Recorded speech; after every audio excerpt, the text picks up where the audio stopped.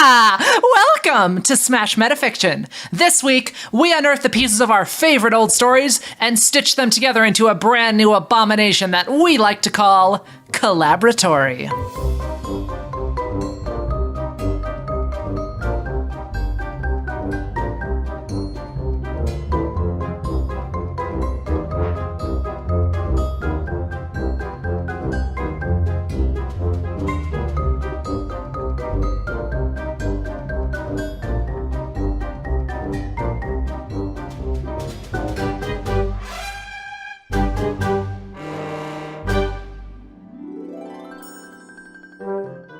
I'm your host, Claire Mulcairn. Joining me this week are MeganBob. Oh, no. Wait, you were... I did have something, and then I wrote it down, but I forgot because you said my name, and I got freaked out. It's perfect. Kit Mulcairn. So, Liz Logan was supposed to be here tonight, but due to some scheduling shit... Don't tell them that. You've got me instead, so I'm going to try to be a little extra crazy. Probably talk about old men with beards. I'll do my best. Space. Jam! Jesus. And Miles Schneiderman. So, come up to the collab and see what's on the slab. Oh, great. I am happy that one of us prepared. For those of you who are new to Collaboratory, basically the way it works, each one of us has brought a character from a pre-existing piece of media. One of us has also brought a setting. One of us has brought a MacGuffin. One of us has brought a goal. And one of us has brought a set of genre conventions. We are going to take all of these things and boil them down into just being an archetype. And then once we get them all down to just being archetypes, we are going to attempt to construct a new story out of them. Specifically, we're going to outline a screenplay in the method that is advocated by Blake Snyder's book, Save the Cat. So now, everybody, it is time for us to open those Tupperwares and unwrap that foil and see what everybody brought. And I brought a good one, guys. I'm very excited about it. Oh, boy. Sir Alexander Dane from Galaxy Quest. Yeah! Yes. All right. I'm into it. The archetype that I want him to be here is a person who is famous for something that other people love, but he hates. Other examples of this archetype include Trish from Jessica Jones, or the main character, Henry, I think is his name, from Party Down. You're famous for something that happened in your past, and if other people didn't like it so much, you could get over it, but you're just kind of done with everybody telling you about this thing all the time because you've done other things. All right, Kit, do you want to go next? Okay, so yeah, I brought Shere Khan. Ooh. You know, Oh, interesting. sweet little kitty cat from the Jungle Book. Yeah, no, he's not a sweet kitty cat. He's a fucking tiger. We've switched he's a from fucking non-speaking non-humans tiger, to and talking cats, just to be clear. I don't know what you're talking about. Shere Khan's archetype? Well, he's definitely the main antagonist. He's this big fucking asshole that runs the jungle. Everyone's scared to death of him, even though Simba from The Lion King could totally out-cat judo his ass for whatever. That's long ago. The water is under the bridge. It has gone out to the ocean and it has evaporated into the sky. That's how long ago that was. And then I it think it's rains passed down through on the water me. cycle multiple times going under that bridge. So the thing I like about him is he's that like villainous mastermind who's really smart, but also like he's really level-headed. You know what I mean? Very articulate. And in some ways, he's kind of like a legitimate ruler in a way that a lot of villains aren't. I will agree that he is articulate. Where the fuck do you get mastermind and like legitimate ruler? He's not a necessarily giant mastermind. asshole We that are not rules through not fear. rehashing that Smash Fiction episode right now. Not mastermind, but but by legitimate ruler, I mean that like even like the good guys like bow down before him because they're afraid of him, and he's like, yeah. Oh, truly, he's the ruler because when he shows up, you fucking kneel. Because if you don't, you're dead. Yeah. So He's for sure the Vlad Tepes, the Vlad Dracula. He would put all the jungle animals on pikes if he could. All right, well, Absolutely. which Dracula? Because let me tell you, the Marvel one, I think, is really the best one. No! I clearly think Dead and Loving It is the superior. All right, we're not doing this. All right, MeganBob, you want to go next? So I chose Aziraphale from Good Omens. Oh, cool. So in the book, he's an angel, but certainly not always a good person, often not a nice person, but a quote-unquote good person. And I mean, he find tries that, really hard. Does he? Most of the time. I think it's more that it does not come from a place of kindness. It comes from a place of this is what's right. And it's not mean. It's just not even aware of that. He's good because he knows he's supposed to be. Yeah. Not like because he necessarily wants to be. A person is checking a box, but for goodness. And Miles, who did you bring for your character, and what archetype do they represent to you? So I brought Lapis Lazuli from Steven Universe. Yay! Miles, you're my hero. The hard thing about her is that a lot of who she is and a lot of her personality is informed by trauma. And by just being like afraid all the time. But what I love about her is that in the moments when you see her not being that, when she has time and space to relax and kind of get accustomed to the world around her, she kind of turns into like a sarcastic teenager. Yeah. So the archetype that you like for her, then, it's a person who's like a really fun, funny, interesting, rich person who has a lot to offer, but they've had a lot of trauma and they have to deal with that. And so they have a lot of like depression and things they have to work through in order to get to that person.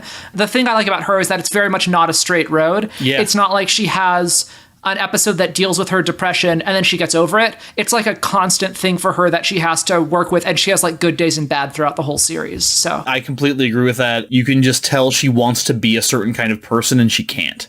And her journey to kind of be that person and like getting to experience being that person for a little while and then having it like taken away again is just really fascinating to me. Well, thank you for bringing us some Steven Universe. I will say Lapis was also on my short list of people to bring to Collaboratory at some point because I love her so much. She's great. Y'all she's great. Be ready for a lot of Steven Universe content coming from this end of things because I fucking love that show.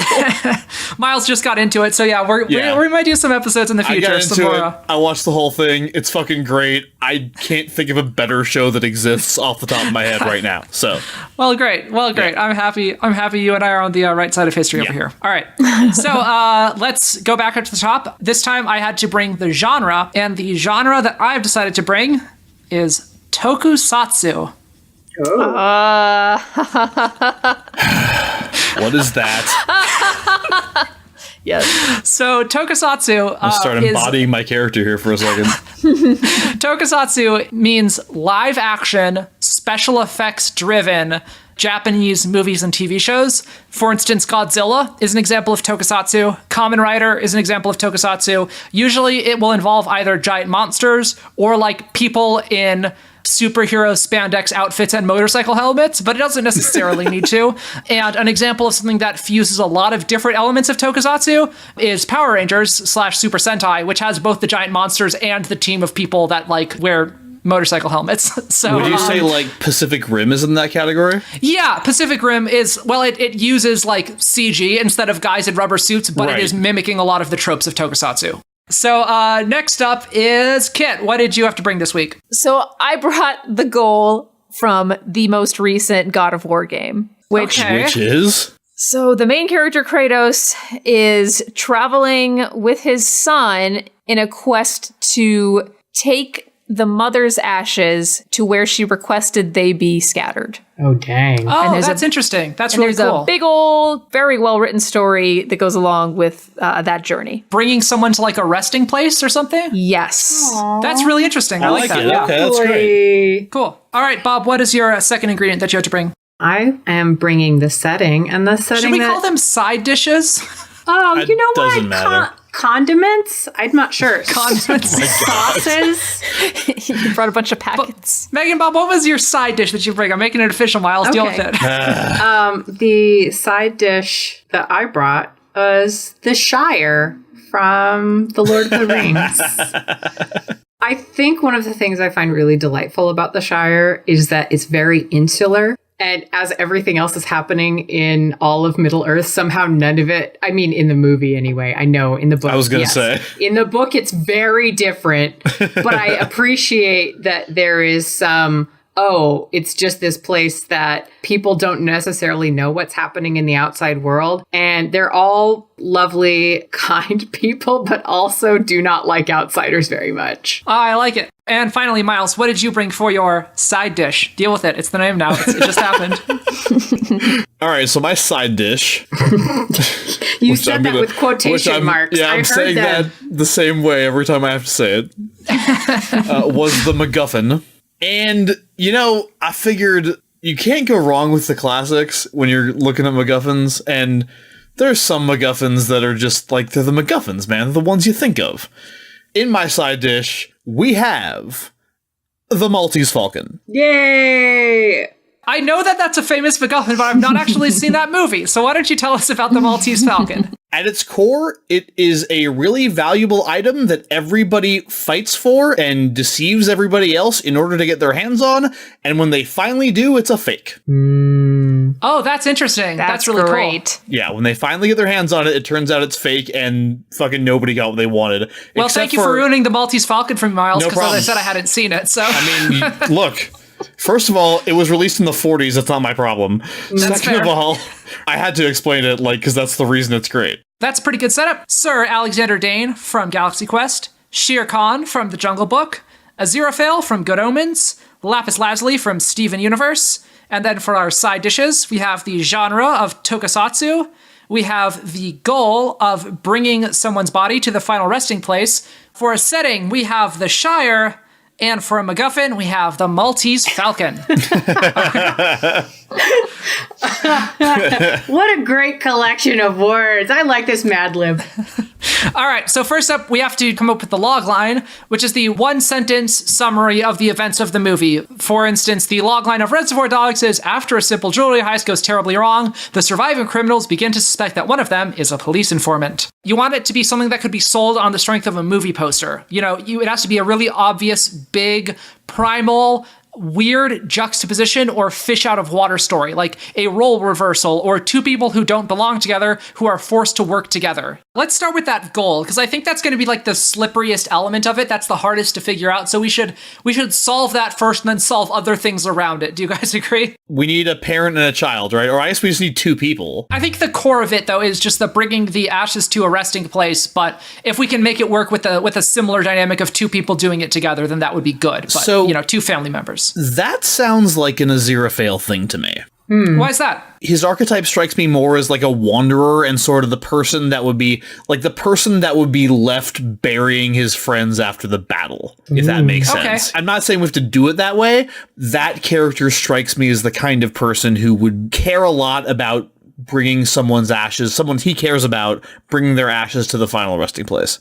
If we make Lapis, well, if we make anybody the other person on this journey with him, I don't think he would think about their well-being or comfort very easily. It would not occur to him. And he would try to be kind, but he would not do well at it. I want Lapis to be on this journey because if she's a person who's defined by like depression as a really core element of her character, I think her having a recent loss in her past and it being this parent figure seems like a very clean way to make that happen. I like that. Wait. Did you say that Aziraphale would not be kind to the person he's traveling with? Because that's fucking perfect. Kratos is not a kind father. He's just a very strict father, and their relationship is so interesting in the game. Yeah, kind is so not the right word for it. He would be good. He would be good, not easy to be around. Right. That is very Kratos. I like the dynamic of those two personalities.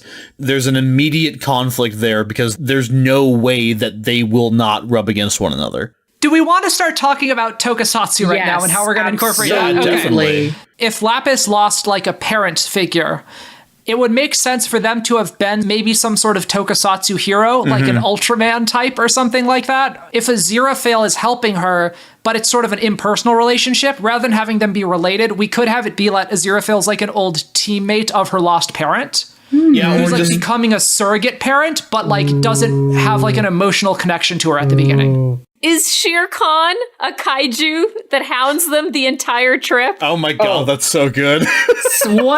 And like a really rude kaiju that just makes snarky comments. So, like, Yeah. okay, this is kind of what I'm picturing. Let me know if you guys are down with this, all right? Lapis and Aziraphale both come from the Shire. The journey is going to be out of the Shire, right?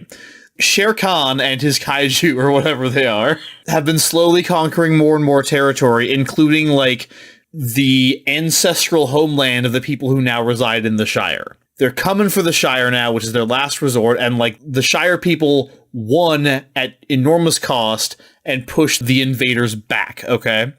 But now they have to go back to the ancestral homeland, which is conquered, to do the burial thing, and Shere Khan is, like, fucking just shows up to vamp at them because they're in his territory. That sounds like what Shere Khan would do. One thing that I want to point out, a lot of tokusatsu I found out is surprisingly about defending a location from a threat. That works great. But the actual action of this is not going to be that because we're going on a journey. So we're like leaving the place. We're not defending it from invaders. In order to accommodate both the spirit of the goal and the spirit of the genre, because you said that the genre tends to involve defending something. It doesn't have to, but that's the cleanest way to get kaiju fights. Okay, well, it tends to. Occam's I more just want the rubber suits. It's fine. You'll get your rubber suits. Let me finish. Say the Falcon, it's either something they find or it's like Aziraphale or Lapis had like a hidden agenda or something of like finding the Falcon, taking it back to where they're going anyway, and like, I don't know, fucking putting it on an altar or some shit. Some action that by doing that fucking ends the siege or whatever on their homeland. You know what I mean? Shere Khan and his kaiju are besieging the Shire. They managed to get knocked back, but they're going to fucking come again and they're going to win this time. So they need to get this device and do something with it back at their conquered homeworld in order to make Shere Khan go away. They find a thing along the way, and this thing is the Maltese Falcon, and this will let them permanently defeat Shere Khan, even though that wasn't the initial goal when they started off. Yes. Instead of them taking the parents' actual ashes somewhere, can the parents' like last request have been to do something with the Maltese Falcon? Maybe our heroes don't know why, but Kaiju Shere Khan wants the Falcon because that's the point, right? I like Everyone has to want this thing for their own Right. reasons. The thing also, remember, does have to end up being a fake. Maybe the point wasn't the Falcon the whole time. Maybe it was to get them to go to the place, you It was know? the friends we made along the way. I don't The know, real right? Maltese Falcon was the friends we made along the way.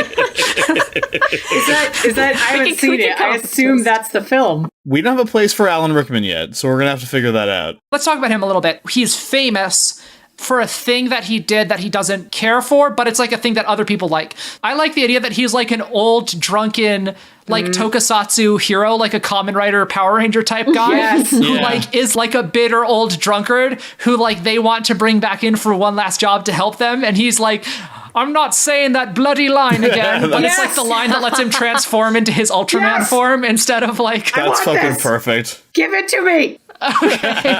Let's talk about the Maltese Falcon just a little bit more. Because, like, one thing it could be in tokusatsu is it's, like, the magic device that could have, like, a little bird head on it that lets you turn into, like, a superhero.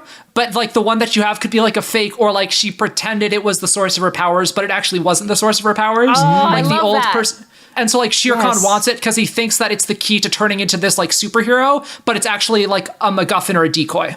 Maybe the parent wants Sheer Kaiju to think that this thing is being taken to this place and destroyed, much like the One Ring, when really the actual thing is gonna still continue to exist elsewhere? You know, it would be interesting if we make Lapis's mama or whatever a Falcon-themed superhero. Oh, hell yeah. And this was like her thing that she wore, you know, but it's not actually important. It could be like traveling back to the homeworlds and putting this thing back in its resting place is something that she thinks is really important. And Shere Khan steals it along the way. And he thinks he's defeated them. But then it's like a sort of the real power of the bird was inside of you all along. And that device isn't actually the source of the power. I don't want Shere Khan to steal it too early in the story. That should be the all is lost moment. Absolutely. Yeah. I'm thinking that's going to happen like later in it. Yeah. All right, that's fine. So here's what I'm thinking. It started off as like a standard tokusatsu setting. The worlds looked like ours, but there was a secret order of people that were preparing to fight against the kaiju when they arose. And then the kaiju came back and the people fought, but then the people lost. And so a big chunk of the world got lost to kaiju, but the rest of it is still like near future Earth that's somewhat recognizable. But like the kaiju are doing a good job of winning. So it's sort of like Pacific Rim, but just with magic instead of technology. Like there was an ancient order of magic people, and they have like an ancient temple or something. And it's in the middle of the kaiju place because it got taken over. And the mom wants the thing returned there. She wants her daughter to return it there, but really like she just wants the daughter to travel there so that she can reconnect with the power and inherit the power. She's told her that it's about returning the thing as a bit of a diversion so that the bad guys will think that the object is what's really important. Lapis currently lives in a different part of the world, which is untouched by the fighting. She lives on the other side of the world in a Shire-like place that is very nice and happy. Her mom is one of these people. She's trying to fight the war. She learns that her mom died. Aziraphale, who is another member of her mom's team, comes to her and gives her the thing and says, it was your mom's last wish that we deliver this to the temple that she got the powers from, but it's in the middle of that continent that's currently overrun by kaiju. And we can't like fly across it in a plane or something because there's going to be kaiju that shoot us down with their atomic breath or whatever. So we have to like kind of go on the shore and kind of go on foot and keep a low profile and try to walk our way there. Either along the way or before they go, they're also going to enlist the reluctant help of Sir Alexander, who's another member of the team, who is going along like begrudgingly, but kind of hates this thing and dislikes a lot of aspects of it. Okay. I'm feeling it. I'm okay feeling with it. Cool. So we'll say like up until their mission has been, they've been trying to like retake this realm or like keep them from expanding and fighting them at the borders or whatever, but they kind of keep losing battles and they keep expanding. Kaiju, man, they expand. Make my borders grow. All right. Are you going to say the log line? All right, let's try. I feel like that was the log line. No, the logline has to be one sentence. The daughter of a recently deceased superhero inherits a magic artifact and has to return it to the place that her mother originally got it from. But unfortunately, that place is overrun with terrible monsters. I like it. That's good. All right. Let's start this journey. So now that we have the logline, we are going to run through the beat sheet. We are working our way through a 12-step outline. These steps are opening image, theme stated, catalyst, break into act 2, B-story, fun and games, midpoint, bad guys close in, all is lost, break into act 3, finale, and closing image.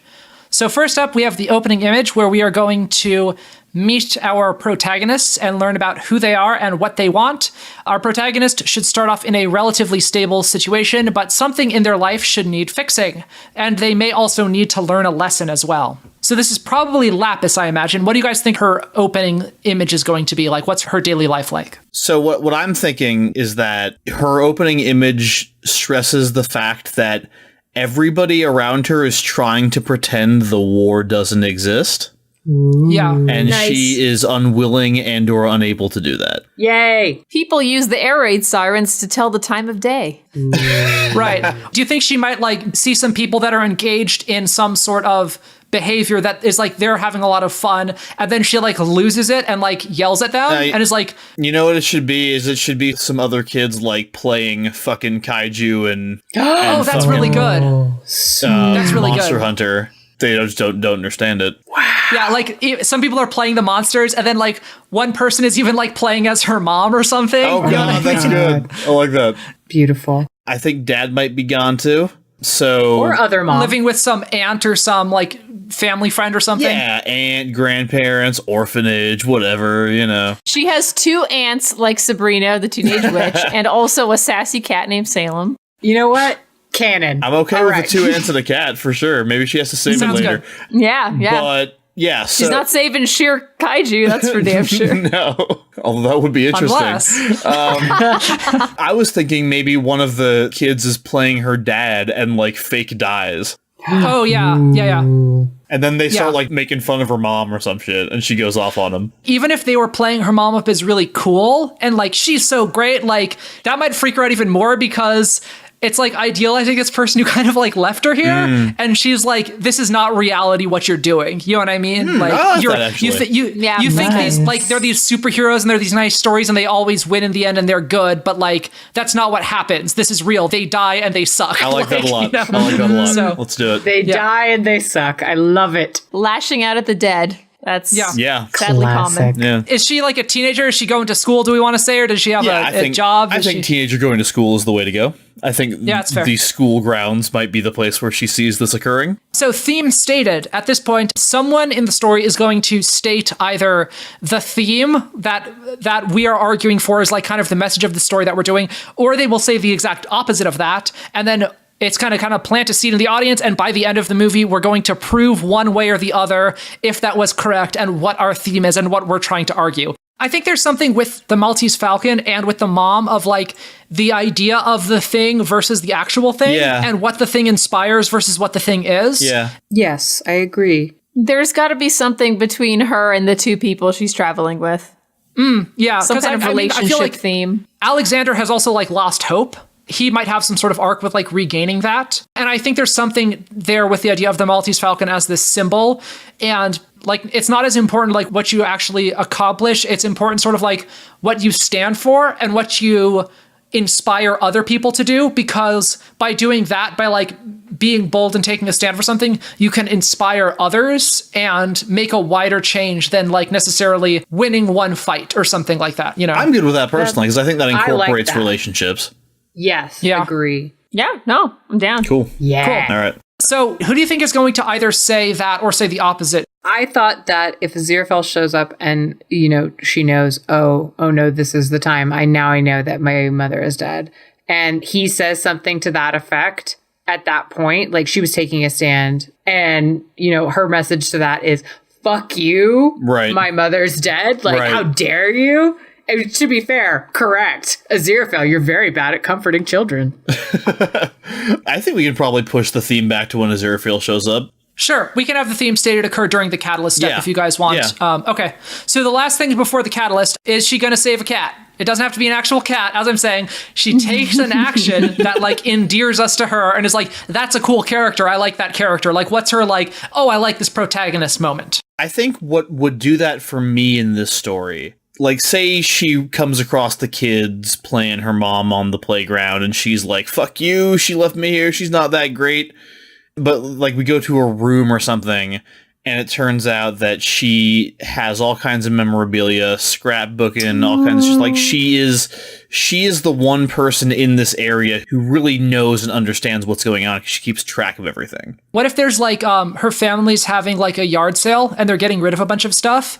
She's like in her room and like pulling stuff out and she like finds like an action figure of her mom. She's like about to put it in like the box or whatever and then doesn't, and like puts it on a shelf or something, but then like hides it. You know what I mean? Because it's like, I like this thing and I want to support it, but I'm not ready to do it openly yet, but I'm also not getting rid of it because like I still respect this image of her. I think it works. That's good. Catalyst, we said this also we're going to do the theme stated thing, so I'm assuming this is where Aziraphale's going to show up. So Yeah. I just feel like she finds out mom's dead first. Oh, okay. And then yeah. in the middle of her having intense feelings, he shows up, probably all like bloody and, you know, feathers singed. Yeah. She goes to the back door so she can go throw the doll away in the garbage can. And when she opens and he's the like back standing door, right he's there. standing there. That's kind of cool. That is. Her mom, we're saying, is like Falcon themed. Are the other people like, do they have other animals? Like, Well, he's an angel, so he's clearly some kind of burb. Yeah, maybe like swan. Yeah, Kit. Yo, swans are very dangerous. That's what I'm saying. Yeah, swans are great. I think we go all birds, or Yes. alternatively, we could go like one air creature, one, since there's three of them, one like sea creature and one land creature or something like that. Well, or we already have two burbs. Let's just go three burbs. They're all burbs? Let's okay. do three burbs because they're fighting the cats.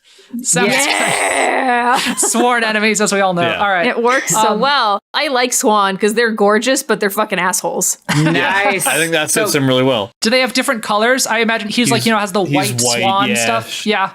She should Yeah, be. he She was. should have been black themed because the Falcon, the Maltese Falcon, is like covered in this black enamel to disguise. Oh. it. What if her colors were like black and bronze? Ooh, I like that. I was thinking Alexander was going to be black, but I don't know. Maybe he's something else. Yeah, Maybe he's like purple, pink or man. whatever. Come on. No, he should be like pink and not like that he's pink or whatever. Why you gotta shame All right. pink like that? Why you gotta pink shame? Yeah. Exactly. He has to learn that Pink lesson. He has to not be afraid. Like, Wow. All right.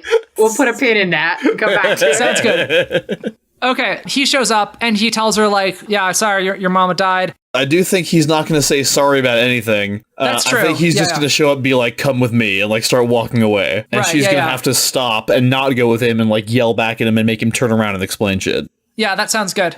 Yes. Also, does she have dyed blue hair in this? That would really make me happy. Absolutely. Can we just That's legit. Let's do it. That's fine. Yeah. All right, cool. Yeah, how do we know our protagonist is cool if she doesn't have colored That's hair? right. Yeah. That's our save the cat moment. She dyes her hair. She dyes her blue, and you're like, yeah. That's why I dye my hair, just so people know that. All right, so she's like resisting. He tells her the whole thing. Your mom wanted us to return this back to the shrine, the temple, the whatever it is.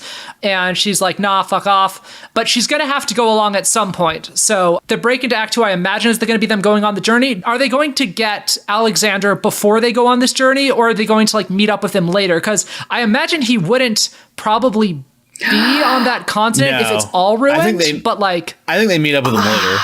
They could run into him and Aziraphale doesn't really want to have anything to do with him because he doesn't really respect the way that Alexander has been about this and his sort of dissolute lifestyle now. And then Lapis, just to be a recalcitrant shit's like, no, we need him. Look it. And it's like, no, I'm not going anywhere without this man. I'm not going somewhere dangerous. Actually, And who am I going to rely on to Alexander, protect I me? think- You? Yeah, you piece of shit. And he's like, I'm very angry about this. And I think she might also respect his like curmudgeonliness. Like, yeah, this guy yeah, gets totally. it. Like, you know what I mean? Yeah. Like, what a cool dude. I don't want to be with you, you square. And we'll get to him later. But for now, Aziraphale is convincing Lapis to go along with him. Do we want to say that, like, he knows that this will fucking end the war somehow? I don't think so. We just have to come up with a way for her to get motivated enough. And it's tough to do that without her thinking it's going to stop the war, but I also don't necessarily want us to know it that early. I would rather she not know it that early either. Okay. Does he convince her by basically being like, don't you want to honor your mom? Maybe he's also pulling her by the ear a little bit too. Oh, so maybe he just like straight up kidnaps her. No, I didn't. No. I don't know how you kidnap people, Miles, but you don't just pull By her the first. Yeah. No, I'm thinking. I feel like she, the same part of her that kept the doll of her mom at first is the same part of her that's actually going along with him, but she's like complaining the whole way. Yeah, Right. But she's making it seem like she doesn't I want agree, to, but I feel like this is a much bigger ask than holding on to the doll. So I feel like she has to at least have some sort of like other pretense that she's doing it under, some other thing that she claims is the reason that she's doing it. I see. She's not at the point yet where she actually cares enough about this legacy to where she would do it like selflessly, So, I wonder if she would do it to prove that she takes it seriously in the way that other people don't. If other people have failed to take it seriously, then maybe she's the one. Maybe he like walks away going like, I guess you're just like everybody else in this town, fucking living in a dream world. That's interesting. I like the idea that he appeals to her pride in some way. But at the same time, her whole stance is they're really dangerous and that's a fucked up place over there. And like, so her like not glamorizing it would make her less likely to want to go over there. The other alternative is that the stormtroopers kill fucking Luke's parents. The other thing is that somebody comes into the Shire and fucks up her house. Actually, I think it could be a thing where she like, I don't want this thing and throws it away. And then an agent of sheer kaiju attacks her house and maybe like is like rooting around in her trash and then pulls out the thing and like takes off with it.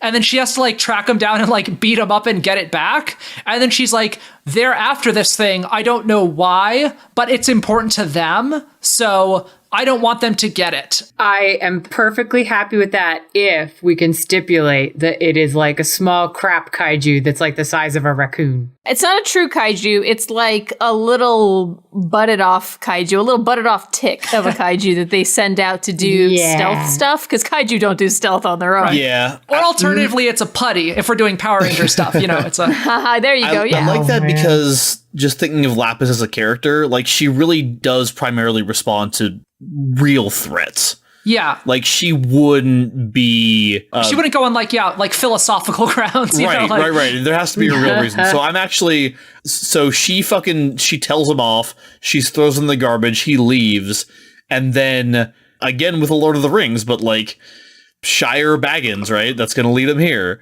Right. They can smell the magic or think they can smell the magic on it or whatever, and they come for it. The ring wraith slash putties slash kaiju ticks. That's right. It steals it. She follows it, tries to fight it, but it's like, at this point, she doesn't have what it takes to beat it. And then Aziraphale shows up again, like cuts off its head. Normal people can beat up putties. I'm just saying, like, you don't need to morph to kill a putty. I know, like, but she's a kid. That's fair. I think it's cool if we don't see her do cool stuff at the beginning. Yeah, that's like kinda at what I'm first thinking. you want to see her two mentors doing most of the work, and then she winds up saving their butt later in the movie. So break into Act 2. Whatever, like, the main thrust of the action of the story is going to be, this is where we enter into it. Oftentimes there is a symbolic crossing of a threshold involved. I mean, I think that would be leaving the Shire, right? Crossing the ocean to get to, whatever.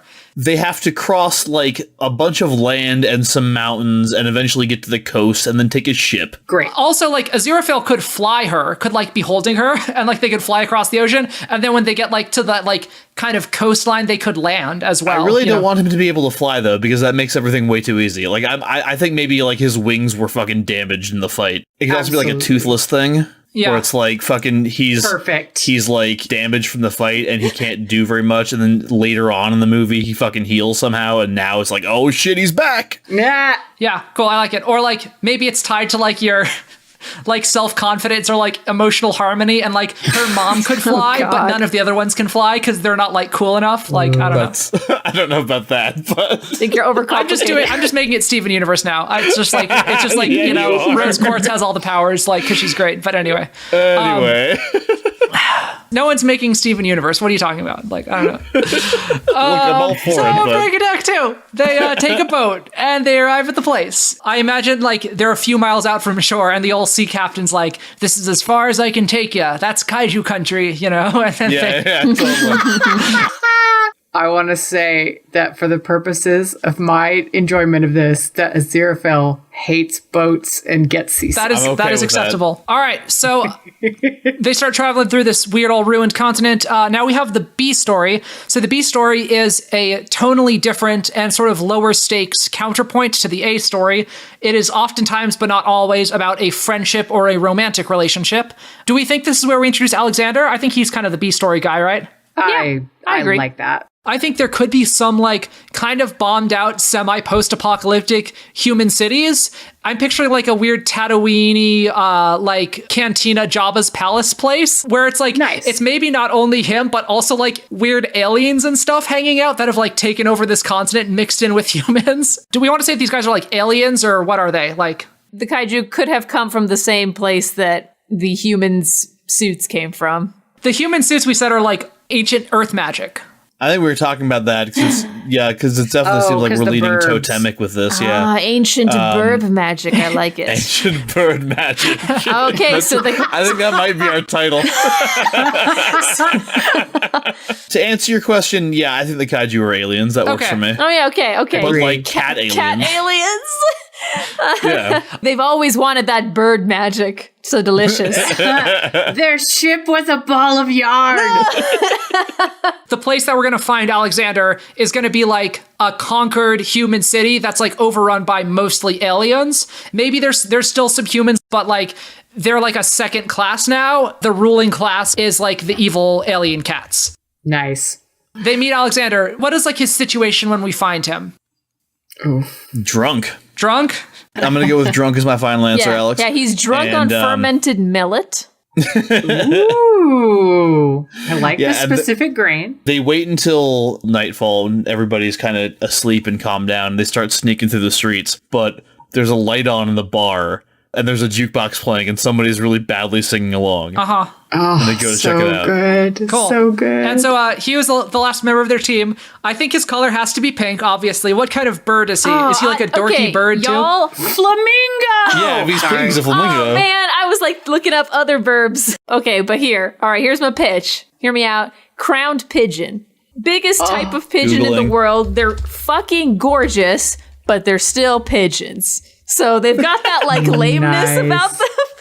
but they're beautiful. They have this like ridiculous like feather crest on the top of their head. Yeah, I looked at a picture. They're cool. very dumb looking. Yes, Gorgeous, but would still eat trash. all pigeons look dumb, but even if they're stunning, they're still kind of silly, and I love them. Isn't the point that he's so much more than a pigeon? Yeah, that's the thing. He like hates it. Oh, He's yeah, great. that's true. He's He so didn't- great, but he's a pigeon. never Everybody wanted. thinks of him as a pigeon because he just looks so dumb, but he really just wants to be a crested bird of some kind. I still like Flamingo. I still like him having a pink outfit that he's self-conscious about. I'm a little worried about the like being self-conscious about pink because that seems a little old hat. Yeah, it feels a little weird to me too, to be honest. Yeah, is it like we're making a joke about like homophobia or whatever? Or? Yeah, about like men aren't allowed to like pink. I liked what Kid said. It feels old hat. It Yeah, feels that's like fair. fucking we've had this debate. It's like, yeah, it's kind of like a shallow arc for him to overcome. It's like, Yeah. all right, that's fair. Let's do the crowned pigeon thing. Sounds good. I like that the bigger challenge is not to learn to like pink, but to learn to be okay with the fact that you are a pigeon. Yeah, also nobody knows what crowned pigeons are. That's another problem that he hates. I No, see it's that fine. as I being like a little it. bit of like the Blue Raja, where he has to explain what it is every time. Exactly. Exactly. Yeah. The noble crowned pigeon. And everyone's like, you're a pigeon? I'm a crowned pigeon. All right, you win. That is better love than it so Flamingo. much. I'll Oh my allow. god, it also echoes the Alexander Dane thing of having like a headpiece Yeah, it and does. Oh, hating shit, it. you're right. Oh god, it's so good. Anyway, they have to get him to join. He doesn't want to. I imagine because he's just like, if we're making him kind of like a mirror of Lapis, he's like, what's the point? Everybody who goes against it dies. Like, yeah, we were great heroes, whatever, but they won the war. The war's over. We need to stop fighting it. We're not going to do Yeah. any good. So what did they say? And I imagine Aziraphale is maybe more willing to let him go. And then Oh yeah, Aziraphale doesn't even want him around. As soon as he sees him, he's like, fuck you, we're leaving. As soon as she sees that Aziraphale doesn't want him around, she instantly does. Because fuck Aziraphale. And she wants him around because she sees him as a kindred spirit. We could probably throw in a little Harry Potter in here where it's like she reminds him so much of her mom. yeah. You know, that kind of gives him We're inspiration. just looking at and- other Alan Rickman roles for I actually think it would be really cool if like he could get into like a discussion with Aziraphale and her at the bar. He gets up in his head like that, oh, you're filling her head with a bunch of nonsense. You're telling her things aren't the way they are. Yes. If you like bring her along, you're gonna make her into a little clone of you, and I can't allow that. You know what I mean? Like I mean, that works too. I think that could be included and then also Yes.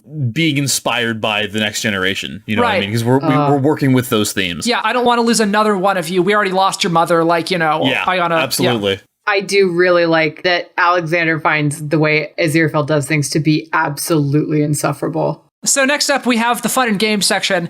This is the section of the movie that is the movie. Whatever like is on the movie poster, whatever is in the trailers, whatever the movie is about, this is the movie, be in the movie. So what is that for this movie? So it's some road tripping. Obviously, it's going to be rough going, a lot of sleeping out in the wilderness, some like basic blankets, sleeping bag situation. I think Aziraphale is going to be doing his like morning forms or whatever, his exercises. And she's going to be like covertly kind of copying him in the background, going like, how does he doing that thing? Yeah. And then Alexander's going to be like, that's not how you do it at all. Come over here. And be training her. And then Aziraphale's going to be like, that's not how you do it. And then, you know, some things of them like trying to get some food. And then sometimes there'll be like little tick creatures. Aziraphale takes fighting them very seriously. She takes fighting them very seriously. And Alexander just like kicks them in the balls. And fucking Aziraphale's like, you know, this shit would go a lot faster for you in the whole fighting thing if you would just like say your magic words and get your powers. And he's like, no, fuck you. Not saying it. I would rather die. I do really feel like this is the road trip from 28 Days Later. In 28 Days Later, it's like they're traveling, they're bonding, they're fighting zombies. Yeah. I kind of see this as that. Traveling, bonding, fighting monsters. Traveling, bonding, fighting monsters. I love Bob's like scenes that she's throwing in here. But I think that should be the framework. Does Alexander just like have a gun and like shoot monsters? Or like how does he fight them? Like I think he has a gun and a sword of some kind, like some knife things. I mean, I'll tell you what, They're like- for a pigeon to hurt someone, it would need a gun. I really like the idea of most of these like bird heroes using some kind of melee weapon, but this pigeon has a gun. Yeah. Oh my god.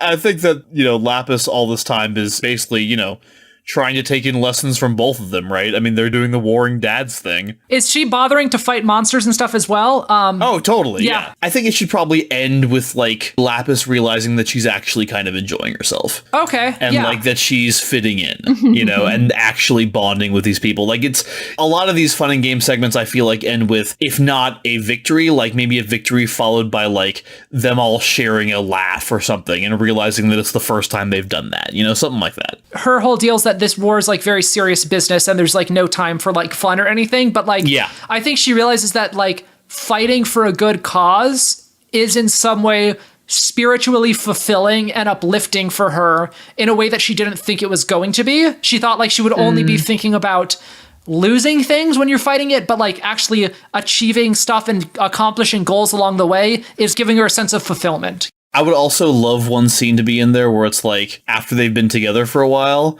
the campfire is going down and Lapis is like kind of starting to fade a little bit. And right as she's falling asleep, like Aziraphale and Dane actually don't snipe at each other for once and like start talking about her mom. Yeah. I picture like Alexander pulls out a flask and starts drinking from it. And like Aziraphale's like, can I have some of that? And like pass it back and forth across the fire. Yeah. And they like share some old stories. Yeah. Yeah, start talking about how great her mom is and she like falls asleep dreaming about her.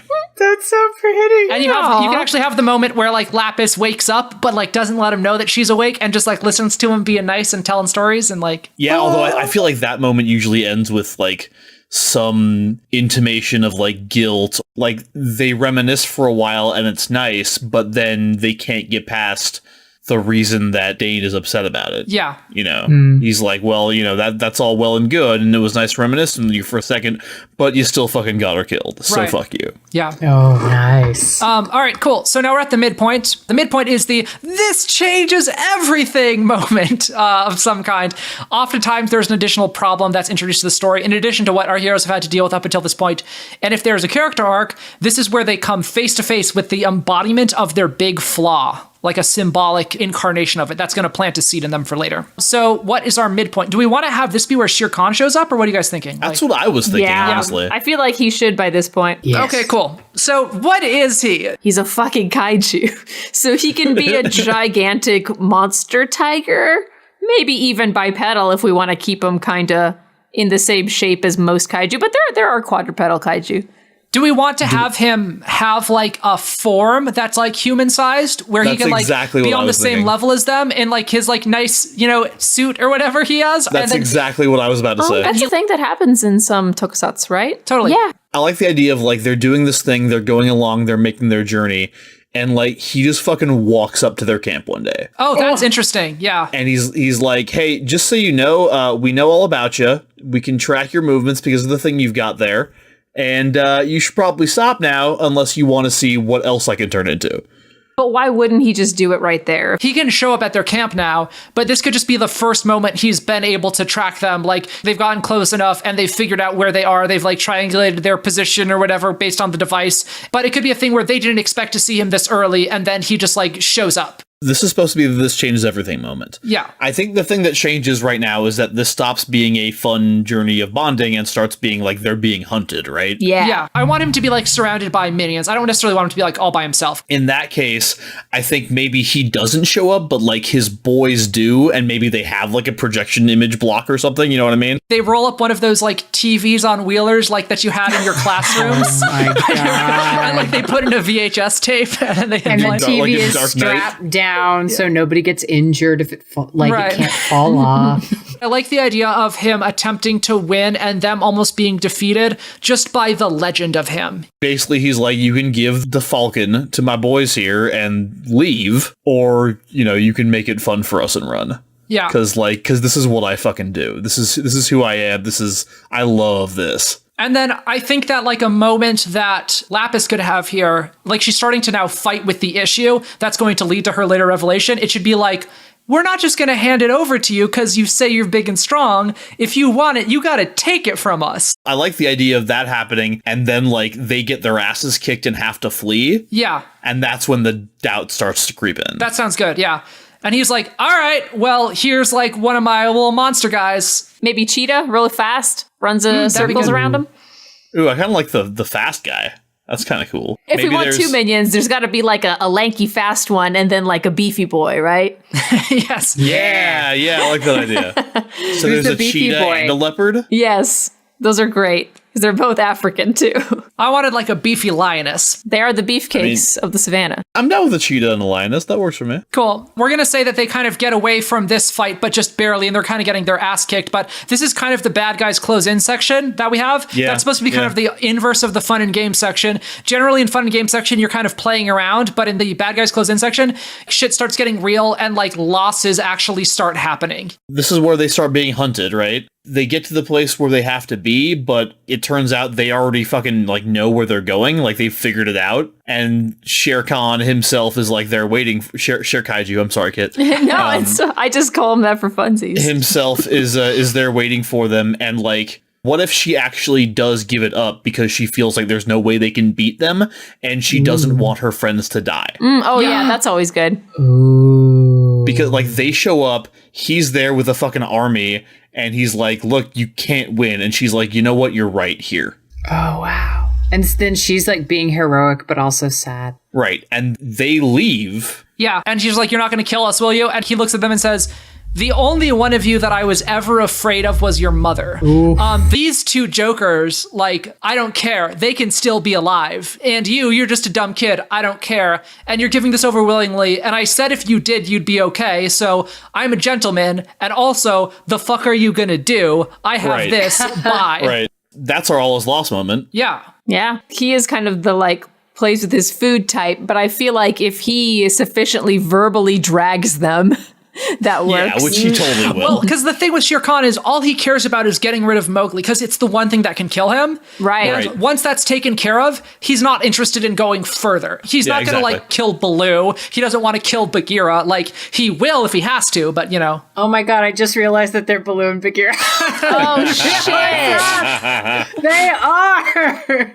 Oh, they totally are. All right, so what's after all is lost, Claire? Break into Act 3. So again, this is where we have some sort of other turn.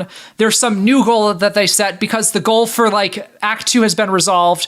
There's another symbolic crossing of a threshold, and we go into whatever the last act is going to be about, whatever the final goal of them is going to be. So Break into Act 3 is going to be her discovering the power was actually here waiting for her, right? Yes. Say it's kind of like a Stonehenge thing, and there's like a bunch of like stones all around her. But on the inside, there's like an image of a human in different stances. And she recognized it as like the same like forms that Aziraphale was doing, that sort of like a meditation martial arts thing.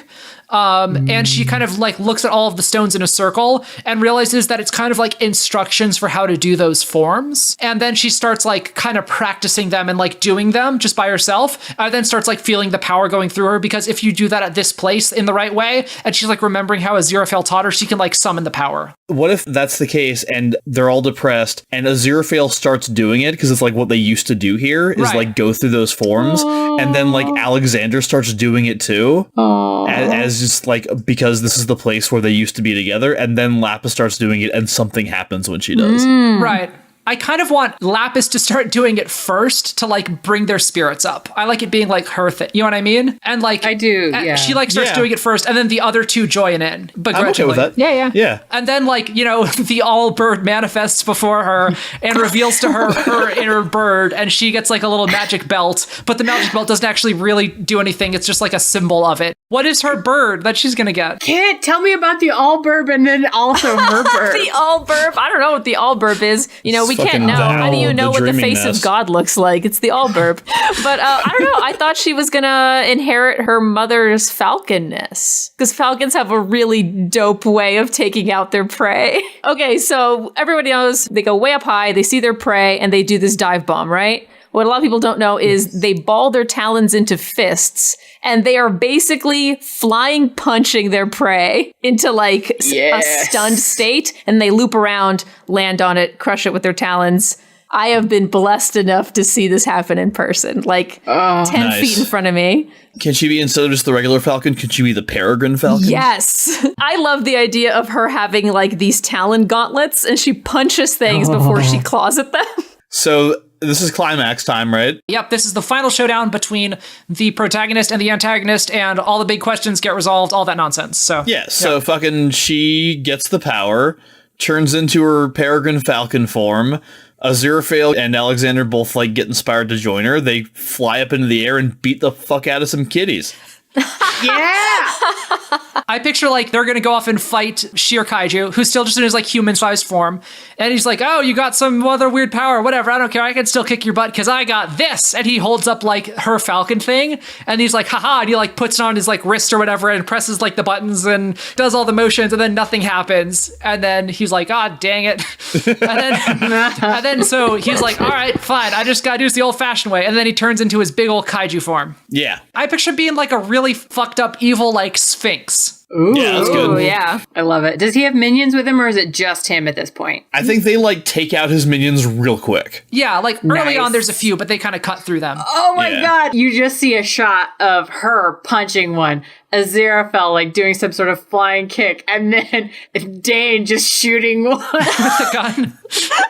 No, because he says the word. Like I think right before when they decide to go off and fight, I think he says it. What's like the thing that they say that like puts him over the edge that makes him actually do it? I know how you guys fucking feel about this, but I think it should happen after like Aziraphale goes down in battle. Because that's okay. how it happens in Galaxy Yeah. Yeah. All right. Oh, so sad. By Grapthar's hammer, you'll be avenged. Quest. Yeah, exactly. You know what? All right, that's cool. I can roll with that because in the fanfic, they live together in a cottage and run a coffee shop. He's mortally wounded, but before he dies, I want him to see it happen. You know what I mean? Like, Oh, so, totally, yeah. yeah. Alexander's like, nah, fuck this. Crowned pigeon powers, power up, pigeon Yeah. stuff, pigeonagize. His crest lifts up.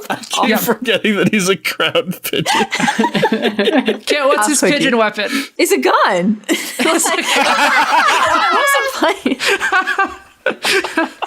It's a fucking huge gun. He says his word, all he gets is a bigger fucking gun. It shoots seeds, like exploding seeds. I don't know what you want from me. I It's a thought we gun. said all the birds have to have a melee weapon, which is why he was using ranged, right? Right, that's why. That's what we said earlier. That's why it's ridiculous. I'm has, fine with like, it a- being a Because- pigeon with a gun. Because pigeons don't fuck anything up in real life. A picture of a bird appears on the side of the gun. God. The gun also has a crest. Yeah, Yes. Lapis is going to take out Sheer Kaiju. I actually think it would be cool if, like, the way that she kind of gets his defenses down and beats him is by, like, maybe, like, flying around and just using, like, sheer speed and kind of, like, punching him with her bird fist, then flying away and, like, freaking him out and kind of, like, waging Yeah. psychological warfare, hiding and Yeah. popping out and hiding and that kind of thing. Yeah, and she could be like taunting him with shit. Like, Like, kind of- fucking, do you know who I am? And he's, like, kind of, like, backing up and getting freaked out because this thing's, like, flying out of the clouds and punching him and then flying away. And, like, Yeah. she, like, kind of seems larger than life when she's fighting him. Because she's like way faster than her mom ever was. She should beat him down, and then he should try to save himself by like taunting her about her mom and being like, you'll never live up to her legend or something like that. And her being like, I don't have to live up to her legend, I just have to live up to mine. Yeah! Yeah, sounds good. And then she All right, I punches like him. All right, closing image. We had the snapshot of where our characters were when they started, and now we have the snapshot of what their life is going to be like afterwards. I kind of want there to be some point where they go back to the Shire and it is kind of being like overrun because it was already starting to be, right? And then like they fucking walk in and just like toss Shere Kaiju's head down and be like, the war's fucking over. Yeah. Oh, they have to bury Aziraphale, don't they? Yeah. Oh, totally. They sure do. So, like, after they put the cat people to flight, they, thank you, Bob, for laughing at that. You're welcome! They go back to the temple, they bury Aziraphale. It should end with, like, her embracing the legacy, right? Yeah. If it's supposed to be like inspiring other people, I like the idea of them like building a team of new people or like inspiring young people to join them. Alexander is like, we may never see his like again or something.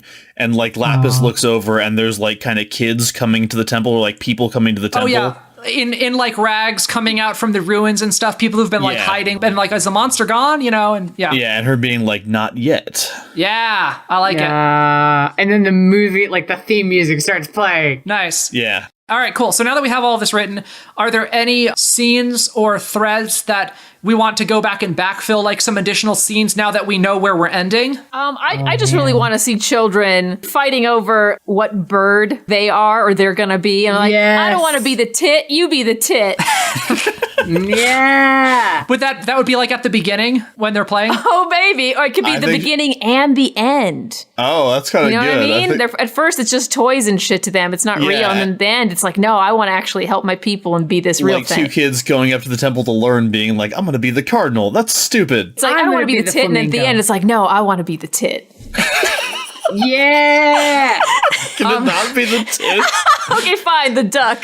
Miles, you're always the tit to me. Are we I think good? that's good. I think we're good. Yeah. Cool. All we need is a name for this thing. So tokusatsu films, they're kind of like named in a specific way. I think it would probably be the name of the group. We didn't really name these bird people, did we? We didn't name the group. No. And then colon, a long ass title. Oh, okay. What's the name of this bird group? Talons of Destiny. I like it. That's the name of the group? That's not a thing. Yeah, the talons No, of I don't know. No, opinions. I'm just Bird words. Opinion party. It's just called Burbs. Burbs the movie. Team Talon. Flight is it's like a thing for several birds. Like a group of birds is a flight. I like flight. Yeah. It could be something like the last flight or whatever. Because part of it's supposed to be like a little bit like suicide mission. You know, like they're going out or like they're the end of it or whatever. Well, I you mean, know, it should be Final Flight if we're doing that. Yeah, I was about Final to say Flight, Final Flight. I think Final Flight's a good movie title. You could make it Japanese by like doing Final Flight, colon, Land of Kaiju. Final Flight. Kaiju no Kuni. Ooh. And then dramatic music swells. Final Flight, The Legend of the Burning Tiger. Oh, Ooh, I like I'm it. kind of into that. Final Flight, The Legend of the Falcon Punch. Oh. I feel like that's going to make our audience think that Captain Falcon is in this. Yeah. But Final Flight of the Falcon Fist. oh man, it's so dumb. It's so dumb. I like it a lot. I bet it sounds better in Japanese, but it just got translated all bad. Or just Final Flight, the Falcon Fist. I like yeah, that. there you go. No, that's it. That sounds just like an actual movie. Do we want to call it The Legend of the Falcon Fist? Final Flight, Legend of the Falcon Fist. Legend of the Falcon Fist. Cool. And I think the thing that we have to do is make sure that her mom had a move called the Falcon Fist. Yeah, that absolutely. she was known Yeah. for, and she does it at the end, right? All right. Yes. Because then it is Yeah. the Legend of the Falcon Fist. That's right. Yeah, Yeah. and that way we don't get I sued just for wanna- screaming Falcon Punch. It's I just very wanna different ruin from a this. Falcon Punch. It is a Falcon Fist. I want to take a second to ruin this by saying Falcon Fist does sound like a sex move. Well, Okay. It's fine. It's It's fine. Japanese. such is the word fist. All right. All right. Final Flight, Legend of the Falcon Fist. That's it. Sounds good. We did it. Yay! All right. Tom, Bo, the tit thanks. Yeah. I was the tit all along. The tit was inside you the whole time. Oh my god. Oh God. Okay. Which is weird because they should be outside, but whatever. They're semi inside. Over to Twitter. Thank you to Portabari, Jeff Rick Present, Cosplay Devotee, Cosplay Fiend, KMB Sexy Ninja, Decade Fan, Sandwich Surplus, Duffy, Icon Jade, Florian, Matias Tatimes, and Earth Mofo. Over to Tumbles. How are you enjoying that pornless Tumblr, everyone? Thank you Tumblr to- still exists. Right? This post-apocalypse of no porn. Thank you to Ultra Anonymous Angel, Sid Rabbit Blog, and Secretly a Skeleton. Over to Facebook. Thank you to Jeffrey Ketchum and Jeff Polier. And other announcement. Claire, would you like to let the beautiful people out there know how many hosts are coming to PodCon? So I just worked it out. I am going to be at PodCon this year. Originally I wasn't going to, but once I learned that all other 5 were doing it and I was the only one who wasn't, I was like, all right, I have to do it now. I don't want to be a jerk. So this is going to be the first time that all of these hosts have been in the same room at once. We have First never time ever. not just since like the start of the podcast. We have never all been together at once. It's never happened. This is the year to go to PodCon if you weren't planning on it. Come hang out with us. We went last year, and there were a few listeners from the show who were there as well, and we hit them up, and we all like hung out, and it was a fun time. So if you want to come to Seattle, it's like I think 19th and 20th of January. Yeah. If you're in Seattle at that time, we'll put out some stuff on Twitter, and you can hang with us. Yeah. Yeah. I want to hang with you. We love you guys. Those are right. Bonus content is up on the thing. Oh my God, Bob's Yes. bonus content. What's the name of the fic? It's Licensed to Kiss. That's a very good name for a story, by the way. If you would like to read Bob's fanfic, then you will have to be a patron of our show, which you can do by going to www.patreon.com/smashfictionpodcast. $1 is all you need to get the bonus content, as well as your name shouted out on the show, and there are higher levels of support that get you other stuff, so go do that now if you haven't already. Thank you, everyone, for listening to this week's episode of Collaboratory. Next week, it's that time of year. You might say the most wonderful time of the year. It's Cagemas, and we are celebrating with our fourth Cage match 4. annual Cage match. That's a lot. Wow. And this time, it is Ben Sanderson from Leaving Las Vegas versus Ronnie Camerari from Moonstruck versus David Spritz from The Weatherman versus Charlie Kaufman from Adaptation.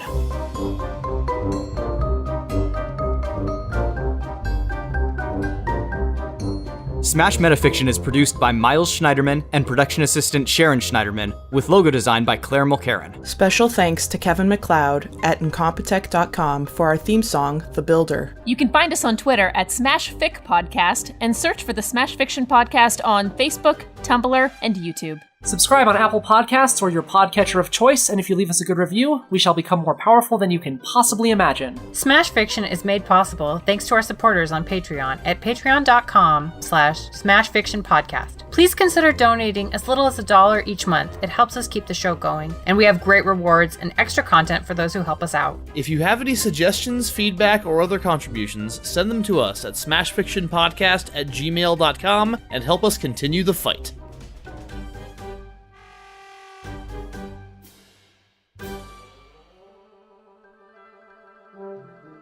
Hey, you guys know what's special about the cat with the wings? What's that? He's got a really great situation. He's really sitting in the catbird seat. I'll tell you that much. Yay! I don't know what that is, but I imagine it's a pun.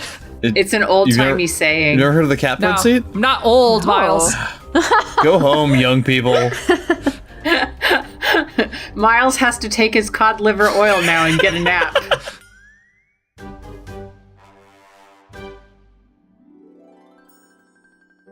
I like Falcon Punch, don't get me wrong. Yeah, Falcon Punch. Now you know where it came from. It's a thing that happens.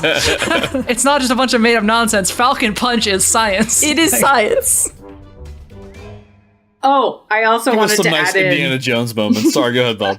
to the bit where they're on this road trip is that at night sometimes it gets cold and that Aziraphale and Alexander, like one or the other of them is snuggling up to the other in the night, not on purpose, but just because like, oh, it's fucking cold out here. And then they're both like so pissed off in the morning blaming the other one. You're like, oh, why are you doing this? I told you to bring more blankets. You're like, no, I didn't want to carry these blankets. It's fine. I can't believe you keep coming over to my space. They do a John and Egret thing where it's like, I could feel your boner last night. Yes. All this. Eventually they'll get together. Of course, you're writing this movie. Of course they will, Bob. I know. I was like, reader, I ship them.